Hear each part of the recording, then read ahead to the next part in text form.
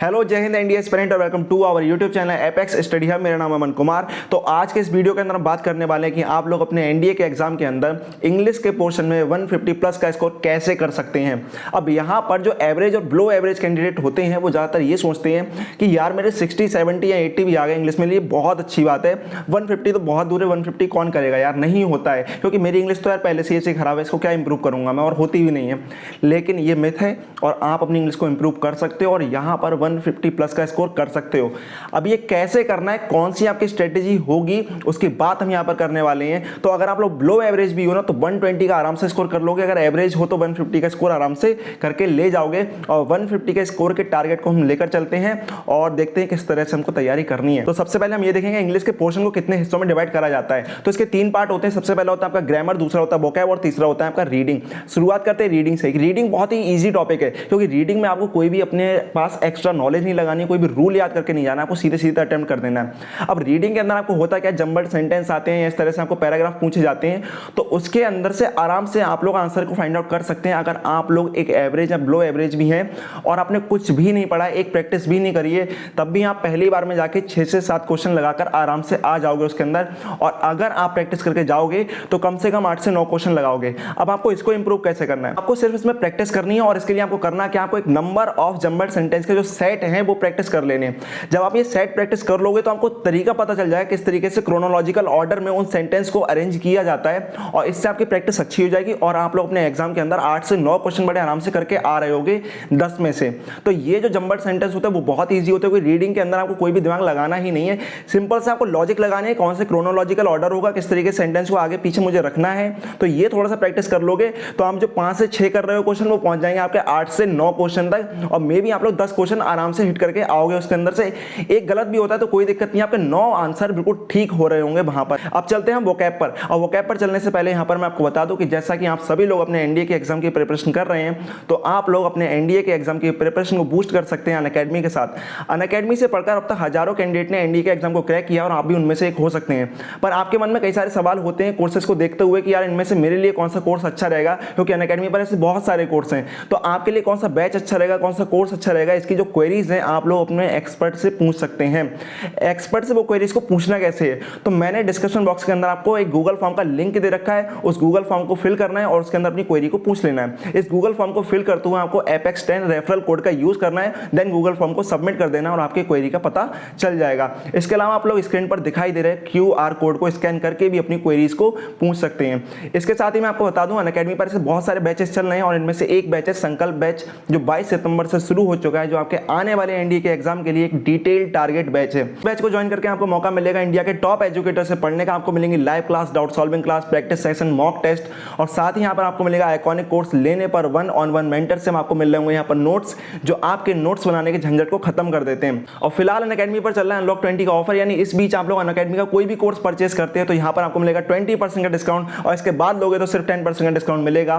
तो इन कोर्सेज में एनरोल करने के लिए डिस्क्रिप्शन बॉक्स में दिए गए लिंक पर जाइए और एनरोल करते हुए एपेक्स 10 कोड का यूज करिए और 20% के डिस्काउंट का फायदा उठाकर अपनी तैयारी में लग जाइए, क्योंकि आपको इस बार के एनडीए के एग्जाम में अपना एक अच्छा स्कोर करना है। तो आपको अभी से तैयारी करनी होगी। ऐसा नहीं कि आप लोग 2 या 3-4 महीने बाद सोच रहे हो कि यार मैं 2 महीनों में कर लूंगा। अभी से तैयारी करिए, इन कोर्सेज में एनरोल करिए, क्योंकि ये कोर्स ऐसे हैं जो आपकी प्रिपरेशन को बूस्ट करने में बहुत ज्यादा मदद करेंगे।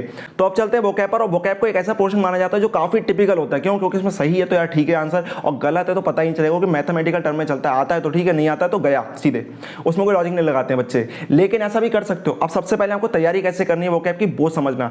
तो वोकैब की तैयारी करने के लिए आपको क्या करना है, आपको जितने भी प्रीवियस ईयर के पेपर हैं उन पेपर को उठा लेना है। उन पेपर के अंदर जो भी एंटोनिम्स और सिनोनिम्स पूछे गए होते हैं, उन एंटोनिम्स और सिनोनिम्स के जो आपको ऑप्शन दे रखे होते हैं, यानी एक आपको क्वेश्चन होता है, देन आपके 4 उसके ऑप्शन होते हैं, उसमें से एक क्वेश्चन सेम होता है।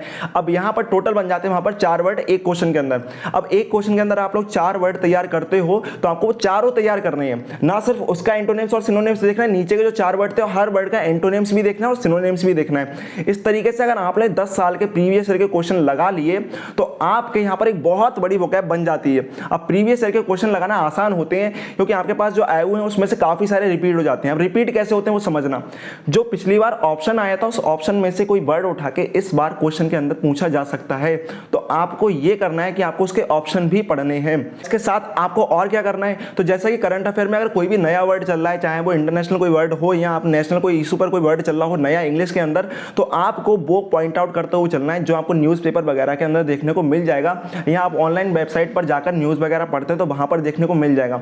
अगर आपको कोई वर्ड ऐसा लग रहा है जहां पर आपको पता करना पड़ रहा है कि इसका मीनिंग क्या है, तो उस वर्ड को पॉइंट आउट कर लो और अपनी कॉपी के अंदर लिख लो, उसका मीनिंग लिख लो, उसका एंटोनिम्स भी निकाल लो, उसका सिनोनिम्स भी निकाल लो, बात खत्म। तो इस तरीके से कुछ कुछ एफर्ट मारोगे, अगर दिन के 4 या 5 वर्ड भी ढूंढ लेते हो तो आप बहुत अच्छा काम करोगे। तो ऐसी कई सारी ऐप आती हैं जो आपको नए नए वर्ड देती रहती हैं आपकी स्क्रीन पर, तो आप एक ऐसी ऐप भी डाउनलोड कर सकते हैं जो आपको हर थोड़ी देर बाद कोई ना कोई वर्ड दिखाई देने लगेगा आपकी स्क्रीन पर, तो आपका बार बार ध्यान जाता रहेगा और कुछ ना कुछ उसका मीनिंग मिलता रहेगा, उसके ऊपर बना हुआ एक सेंटेंस आपको मिल जाएगा, देन आपको ध्यान रखने में आसानी होगी। लेकिन ये सारी चीजें करने के बाद भी ये सब कुछ साफ हो जाने वाला है, क्योंकि वो क्या आपने अगर आज पढ़ी है तो 1 से 2 दिन के अंदर आपके दिमाग में से निकल जाएगी।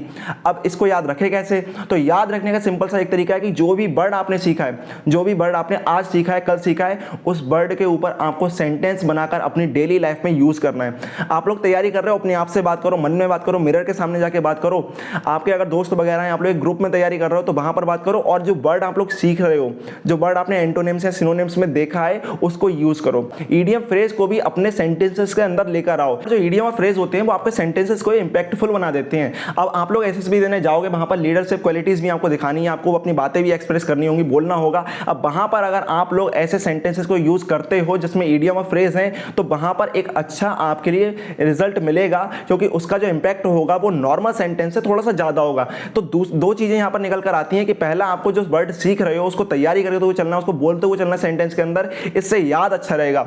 दूसरी बात, आप जब ये कर रहे हो तो आपकी जो वोकैबुलरी की पूरी नॉलेज है ना वो भी बढ़ रही है, और साथ में आपकी जो कम्युनिकेशन है वो भी अच्छी हो रही है। अब बात करते हैं दूसरी बात की, कि जब आप लोग पेपर को दे रहे होते हैं तो हर बार वहां पर ऐसा नहीं होता कि आपको एक सही आंसर पता ही हो वोकैब के अंदर, तो वोकैब के अंदर आंसर को एलिमिनेट करना आना चाहिए। यानी मान लीजिए आपके पास एक क्वेश्चन आता है जिसके अंदर एक वोकैब का सेंटेंस दे रखा है, एक पॉइंट आउट कर रखा है, इसका सिनोनिम्स निकालना है। अब सिनोनिम्स निकालना है लेकिन नीचे 4 वर्ड है और 4 वर्ड में आपको नहीं पता सीधे सीधे कि इसका सही आंसर क्या है, तो यहां पर आपको एलिमिनेशन मेथड करना है यूज। आप में से ज्यादातर लोगों को पता होगा पर अप्लाई नहीं करते हैं। एलिमिनेशन मेथड से बहुत आसान होता है, जैसे केवीसी के अंदर होता है ना, 2 आंसर गलत होते हैं वो निकाल देते हैं, सेम आपको भी ऐसा करना है। तो आपको बैठना है वहां पर, देखना है कि यार ये तो नहीं हो सकता क्योंकि इसका मीनिंग तो ऐसा है, और वहां पर अगर मान लो उस एक 4 ऑप्शन के अंदर 2 वर्ड ऐसे हैं जिनके आंसर सेम है, जिनके मीनिंग सेम है, अगर 2 के मीनिंग सेम है तो वो तो कभी भी उसका आंसर नहीं हो सकते, तो उन दोनों को हटा दो, निकाल दो, ठीक है। उसके बाद जो बचे हुए हैं उनमें नियरेस्ट कौन है उसके, ठीक है। कई बार ऐसा होता है आपको सही नहीं पता है लेकिन आपको गलत पता है। अगर आपको गलत पता है कि यार ये तो नहीं हो सकता क्योंकि ये तो नहीं है, ये मैंने पढ़ा है, तो आपको गलत वाला एलिमिनेट कर देना, आपको सही पता चल जाएगा। अब ये बात कहाँ से आती है, ये आती है आपकी प्रैक्टिस से। जब आप लोग अभी तैयारी कर रहे हो उसी के साथ में आपको इसकी प्रैक्टिस करते हुए चलना है, तो आपको आंसर को एलिमिनेट करना भी आ जाएगा। इस तरीके से आप लोग ईडीएम फ्रेज के अंदर, वोकैब के अंदर एक बहुत अच्छे क्वेश्चन करके आओगे। 20 से लेकर 30 क्वेश्चन तक आपके वोकैब के अंदर से आ जाते हैं, उसके अंदर से आप लोग 70% से ज्यादा क्वेश्चन करके आ रहे होगे, और 70% क्वेश्चन करना वोकैब में बहुत अच्छा स्कोर होता है, क्योंकि वोकैब में इतना इजी नहीं होता 70% क्वेश्चन को कर देना। और वहीं पर अगर आप लोग थोड़ा सा और अपने एफर्ट मारते हो और ज्यादा प्रैक्टिस कर लेते हो तो वहां पर 80% से प्लस क्वेश्चन आप लोग वोकैब के अंदर करके आते हो। अब चलते हैं ग्रामर के पोर्शन पे। सबसे पहले इसका 2 तरीके बेसिक रूल हैं जो मैं लेकर चलता हूं, जो मैं तैयारी में भी यूज करता हूं। सबसे पहला, आपके पास जो क्लास 10th 12th या 11th की जो भी ग्रामर की बुक रही थी उसके अंदर जो बेसिक रूल थे एक बार उनको जाके पढ़ लो। क्यों? क्योंकि वो बुक ना हमारी ज्यादा फैमिलियर है, उनके साथ हमने 1 या 2 साल गुजारे हैं, तो उन बुक से जब भी हम पढ़ते हैं ना यार, अपना पुराना वाला तरीका याद आ जाता है, सारी चीजें अच्छे समझ में आ रही होती हैं। तो एक बार उन बुक के अंदर से जाके नाउन, प्रोनाउन, एडवर्ब, वर्ब, इन सभी के रूल्स एक बार जाके पढ़ लो, प्रीपोजिशन के रूल जाके पढ़ लो, तो इससे क्या होगा, आपको कई सारे रूल जो है वो रिकॉल हो जाएंगे, और जो आपने पहले पढ़े थे वही सारे रूल आपको पहले पता चल जाएंगे। अब दूसरी बात क्या करना है, आपके पास जो अच्छी अच्छी बुक है, जैसे कि इसके लिए मैं बुक एक प्रेफर करता हूं के लिए रेन एंड मार्टिन के अंदर आपने ग्रामर को इंप्रूव कर सकते हैं। अब सबसे पहले जैसे आपने कोई भी एक रूल पढ़ा है तो उस रूल पर 4 से 5 क्वेश्चन आपको करने हैं एग्जाम्पल के तौर पर, यानी 4 से 5 क्वेश्चन आपको अलग अलग मिल जाएंगे, इंटरनेट से मिल जाएंगे। इंटरनेट पर जाके सिंपल टाइप कर दोगे ना, नाउन के एरर के जो क्वेश्चन है आपको वो निकाल लोगे, कुछ भी जाके टाइप कर दो निकल आएगा क्वेश्चन, मतलब कुछ भी उससे जुड़ा हुआ, ठीक है। तो वहां पर आप लोग क्वेश्चन जो मिल जाएंगे उनको आपको अटेम्प्ट करना है, 4 से 5 क्वेश्चन एग्जाम्पल के तौर पर करने हैं। अब 4-5 क्वेश्चन आपको हर रूल पर करते हुए चलना है। मे भी कई बार नहीं मिलते हैं 4-5 क्वेश्चन, तो अगर 2 या 3 क्वेश्चन मिल रहे हैं तो रूल पर क्वेश्चन जरूर लगाना है। रूल को कोशिश करो कि आप लिख भी रहे हो, ठीक है। उसके बाद आपको क्या करना है, जब आपने ये प्रैक्टिस कर लिया तो एक पूरा जंबल्ड पूरे आपको एक्सरसाइज बन जाएगी जो आपके पूरे के पूरे रूल की बन जाएगी। अब उसके बाद आपको क्या करना है, एक साथ सारे क्वेश्चन लगाने हैं। इस वजह से हालांकि आप सभी लोग यही कर रहे होगे मुझे पता है, लेकिन आपने ऐसा कर लिया तो आपको क्या होगा, अब आपको पता चल जाएगा कि एक साथ रूल कैसे लगाने हैं। जब पूरा हो गया, नाउन, प्रोनाउन, एडवर्ब, एडजेक्टिव सबके मिलाकर लगाना शुरू कर दो। यहां पर सिर्फ और सिर्फ 2 चीजें मैटर करती हैं। सबसे बड़ा कि आप रूल कितना याद रख पाते हो, ठीक है। याद रख लिया, कई बार रूल याद होता है लेकिन लगाना नहीं आता है कि इसमें कहाँ लगाऊं, कंफ्यूज हो जाते हैं, 2 से 3 पोर्शन गलत लगने लगते हैं या पूरा पूरा सेंटेंस सही लगने लगता है। तो उसको बहुत ही ध्यान से आपको देखना है। ये डिपेंड करता है प्रैक्टिस पर कि आपने प्रैक्टिस कितनी हार्ड करी है, कितनी ज़्यादा अच्छी करी है, उसके बाद ही आप लोग जो ग्रामर का पोर्शन है उसको कर पाओगे। तो इन चीज़ों का आपको ध्यान देना और ग्रामर के अंदर बहुत अच्छे क्वेश्चन आप लोग करके आओगे। तो इस तरीके से अगर आप जोड़ लो इनको तो आपके 120 प्लस का स्कोर तो बहुत आराम से हो जाएगा। अगर आप लोग बिलो एवरेज हैं और आपने अच्छा स्कोर कर लिया, क्योंकि ग्रामर में आपको थोड़ा सा ज़्यादा एफर्ट मारना पड़ेगा, तो आपका यहाँ पर 150 का स्कोर हो जाएगा। आपको कंसिस्टेंट रहना है और अपनी तैयारी को लगातार करते हुए चलना है, तो बड़े आराम से ये सारी चीज़ें अचीव कर लोगे। तो मिलते हैं अगली वीडियो के अंदर। अगर इसके अलावा आपको कोई भी क्वेश्चन होता है तो आप लोग कमेंट बॉक्स के अंदर पूछ सकते हो। तब तक के लिए अपनी तैयारी में लगे रहें। गुड बाय, जय हिंद एंड टेक केयर।